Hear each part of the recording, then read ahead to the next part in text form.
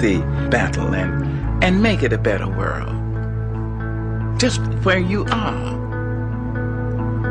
Yes, and it can be better, and it must be better, but it is up to us.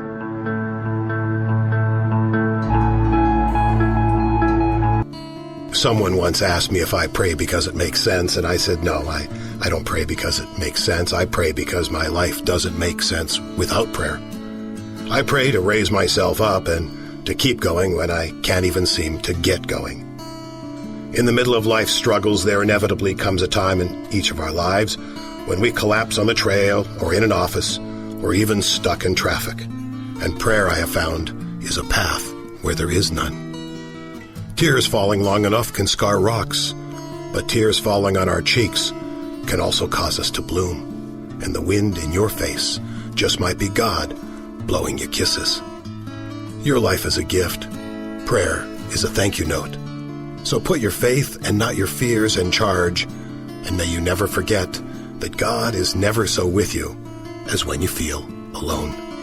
Peace and blessings, Noah.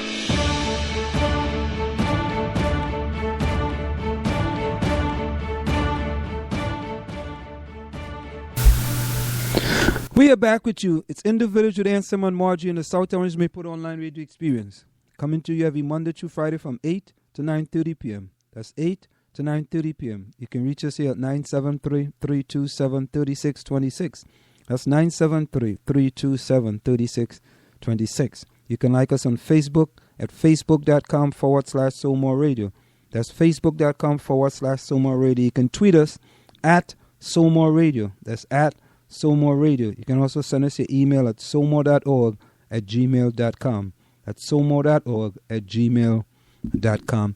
You know, after having the strollers group in here regarding Clybourne Park, I decided to Google Clybourne Park. And I'm telling you, it's a very, very interesting play. And here's what I came up with. In Act 1, as they said, is from 1959.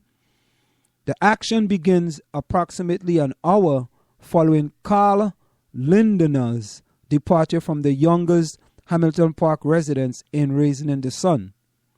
Grieving parents Bev and Russ are planning to sell their home in the white middle-class Chicago neighborhood of Clybourne Park. They receive a visit from their local clergyman as well as a neighbor and his deaf, pregnant wife. The neighbor informs them that the family buying the house is black and pleads with the couple to back out of the deal for fear that the area property values will fall if black residents move in. It becomes apparent that the black family moving in are the Youngers. The protagonist of A Raisin in the Sun and the neighbor, Carl, is Carl Lindner, the minor character from that play who attempts to bribe the Youngers into abandoning their plan to move into the neighborhoods. As arguments ensue about the potential problems of integrating their neighborhood, both couples awkwardly call on Rust and Bev, black housekeeper, and her husband to express their opposing views. Rust finally snaps and throws everyone out of the house, saying he no longer cares about his neighborhood after their callousness and cruelty to his son Kenneth when he returned home from the Korean War. Kenneth later commits suicide on the upper floor of their home. So that's Act 1.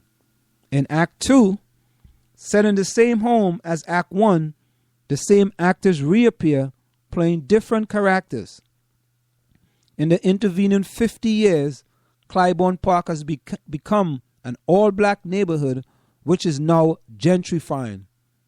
A white couple seeking to buy and replace the house are being forced to negotiate with local housing regulations with a black couple representing a neighborhood organization. The white couple's lawyer, the daughter of the neighbor, and his deaf wife mention that her family moved out of the neighborhood around the time of her birth. The black wife is a relative of the family who bought the home from Bev and Russ. The discussion of house codes soon degenerates into one of racial issues, revealing resentment, from both parties. While this is happening, a workman finds an old trunk that Russ had buried in the backyard with some of their things of their son, including his final letter. In his short coda, we see Bev back in 1957 catching her son awake late at night and probably was writing his suicide note. She says, "I really believe things are about to change for the better." And to give you a little historical context, Hansberry parents bought a house in the white neighborhood of Washington Park, an action that resulted in a legal case, Hansberry versus Lee, 1940. The Hansberry family home, a red brick 3-floor at 6140 South Roads, which they bought in 1937, is up for landmark status before the Chicago City Council's Committee on Historical Landmark Preservation. So you can see the play is going to be of a lot of interest. You know, I also had something here about something that was going on in a certain part of Chicago. Let me see if I can get that. It just reminded me how Beverly maintained racial integration. This is something that happened in Chicago as well. It talks about how Beverly maintained racial integration. Let's take a listen to that and see if there is any similarities to what happened at Claiborne Park on this play. Let's listen. I want to know. Huh. Yay! I'm Erin. I moved to Beverly about 3.5 years ago, and we moved here because we were looking for a single-family home in a racially integrated South Side neighborhood. We are a very multicultural family, and we needed a place where we both felt like we wouldn't get stared at, and also it's important for us to raise our children around different types of people, different races of people, different ethnicities, different religions. And so my question for Curious City is why Beverly was able to maintain integration while the rest of the far South Side experienced white flight. Hi, my name is Natalie Moore. I'm a reporter for WBEZ. I am helping Aaron answer this question. I actually grew up in Chatham, but I was part of the desegregation busing program that Chicago Public Schools had, and so I was able to help integrate the school right here.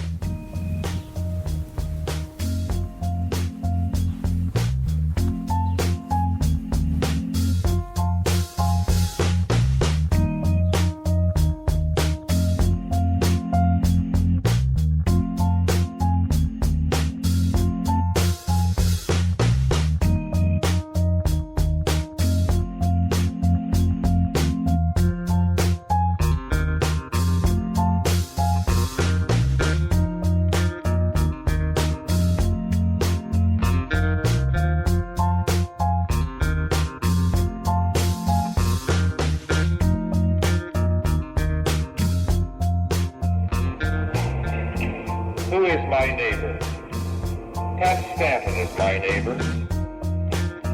Pat has something worthwhile saying about the present and the future of our community, and he ought to say it in church in the midst of a community liturgy.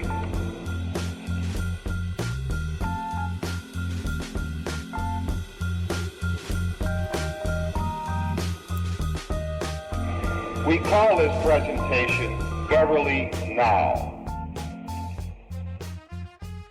So I'm curious about Stanton and what his intentions were.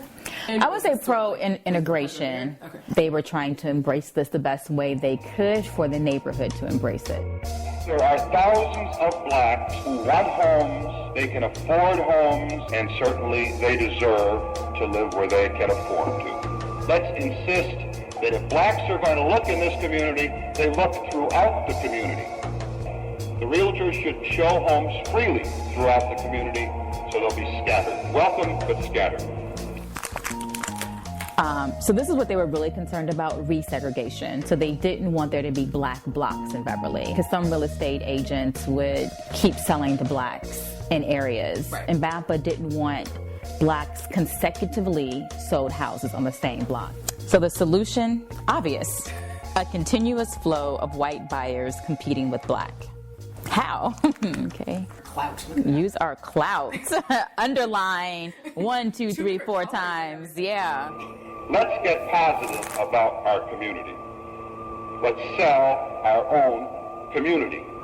Because what we have is the suburb within the city.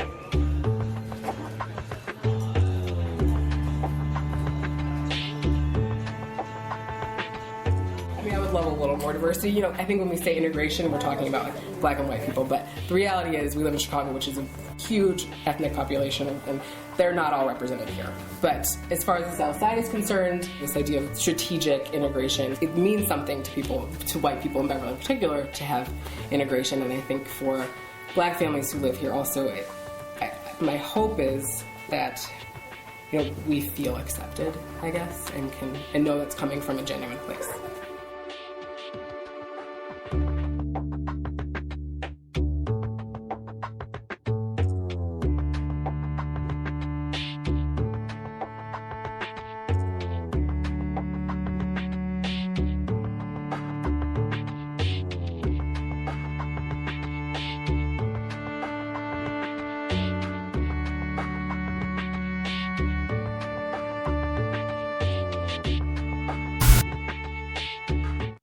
And there you have it, ladies and gentlemen. We are back with you. How Beverly maintained racial integration. That was a little piece. You know, I had that for quite some time. And now that this wonderful play, Clybourne Park, is going to be done at the Strollers on these particular days, I thought it would have been a good idea for me to actually play that now, you know, and looking at what is going on over there at the Strollers. Now remember, Clybourne Park, the Strollers presents on Friday, November the 7th at 8 p.m., Saturday, November the 8th at 8 p.m., Sunday, November the 9th at 2 p.m., Friday, November the 14th at 8 p.m., and again on Saturday, November the 15th at 8 p.m. Tickets are $20. Seniors and students are $15. You can buy your tickets at Brown Paper Tickets. That's www.brownpapertickets.com. For more information, you can go to www.thestrollers.org. That's www.thestrollers.org. Or you can call the box office at 973-761-8453. That's 973-761-8453. And don't forget, the Strollers are located at the Bergdorf Cultural Center for the Performance Art at 10 Durand Road in Maplewood, New Jersey. That's Bergdorf Cultural Center for Performing Arts at 10 Durand Road in Maplewood, New Jersey. The Strollers, community theater since 1932.